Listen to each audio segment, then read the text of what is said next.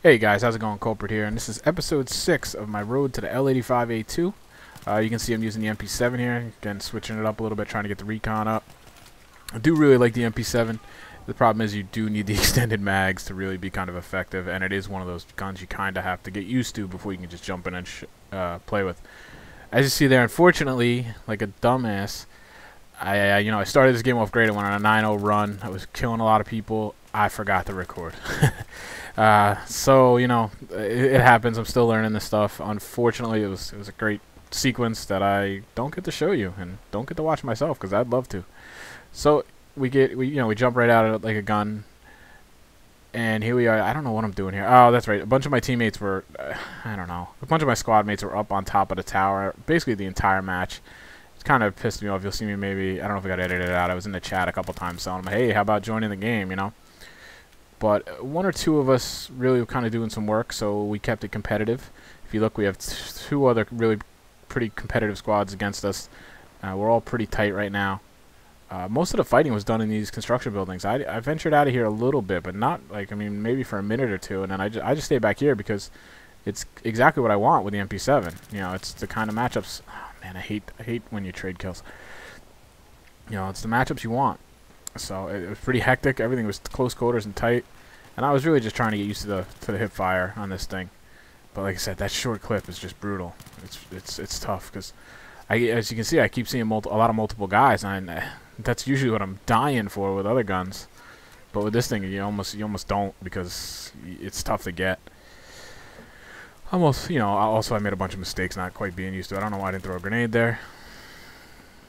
But one of the big trade-offs you have with this gun, which I guess I hadn't unlocked it yet, is you have your decision, at least until the patch, of running the suppressor or the extended mags. I just, like I said, I can't really get away from those extended mags. I do love, especially with this type of a weapon where you can run fast and get it, be very mobile, the suppressor, but just a 21 round clip is just tough. So I would almost always go with the extended mags. This is pretty funny. I'm trying to stalk this guy again because I don't have a suppressed weapon. And I didn't have a very good line of sight, and I kind of fail here a little bit, and then just not used to it. That stinks, because if I get the first guy, I got a good chance of getting that second guy, and we're rolling. But I do really like this gun. This gun's pretty good. It's got some decent range, like you see right here. You just have to really feather the trigger. You got to be careful with it. Definitely tap fire, but very quick tap fire, or you just shoot from the hip like that. It's just as effective. This is probably the best hip firing weapon in the game. Again, we'll see what happens after the patch. I do like it. It's a lot of fun. It's just a nice change of pace gun. So to run around with and just cause some havoc, which is not normally my style. So I do like to switch it up and just see what I can do with that. You see here we're obviously pulling away. Again, it's my squad. They just are revive maniacs. I mean, we don't give away kills. I mean, we die a lot. You see my my KD's nothing spectacular neither anybody. So you'll see at the end, we just because those deaths that this guy or wow, pistol right to the face took how many hits?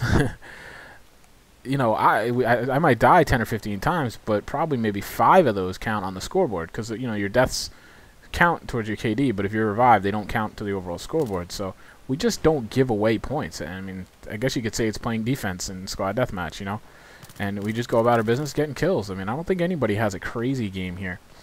And I only need one more win to unlock the L85.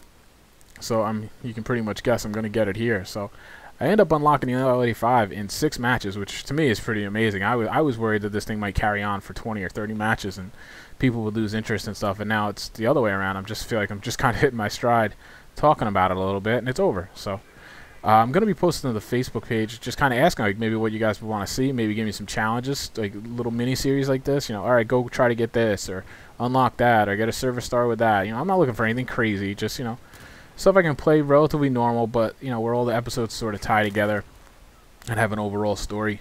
Yes, 35 and 16 is pretty darn good.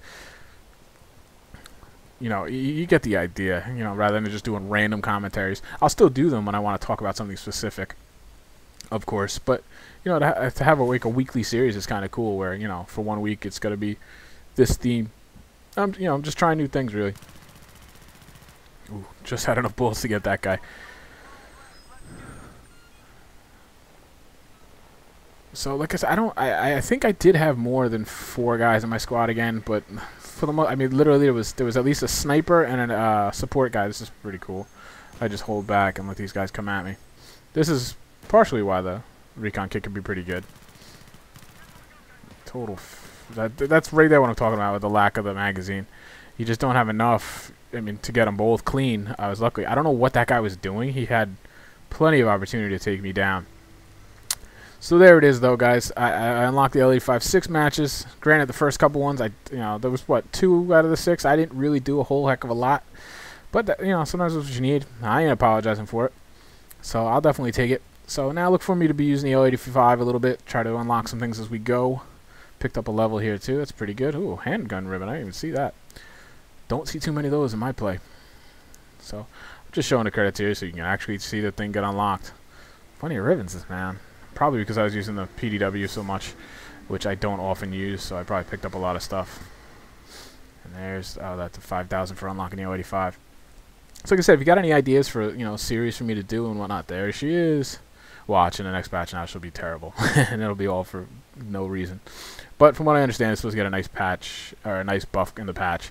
So she should be pretty useful for me. It's definitely a situational gun. You wanna you wanna play a little differently when you're using it. You wanna try and get your engagements to where you have an advantage. And if you can do that, you do have quite an advantage with that gun, mid to long range, because it's super accurate right now.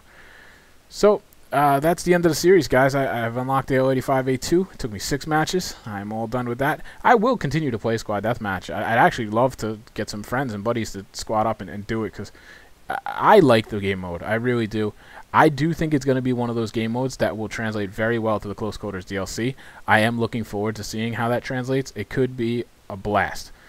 Spawning on each other, tight quarters, gotta communicate, gotta bring ammo, gotta bring... It could really make that game mode gel if done right. So, let's see how it goes. So, anyway, guys, thanks a lot for watching. I really hope you enjoyed it. If you did, I always appreciate your likes. Of course, if you haven't already, subscribe to my channel. And I will talk to you guys soon. Thanks a lot, guys. Have a good weekend. Take care.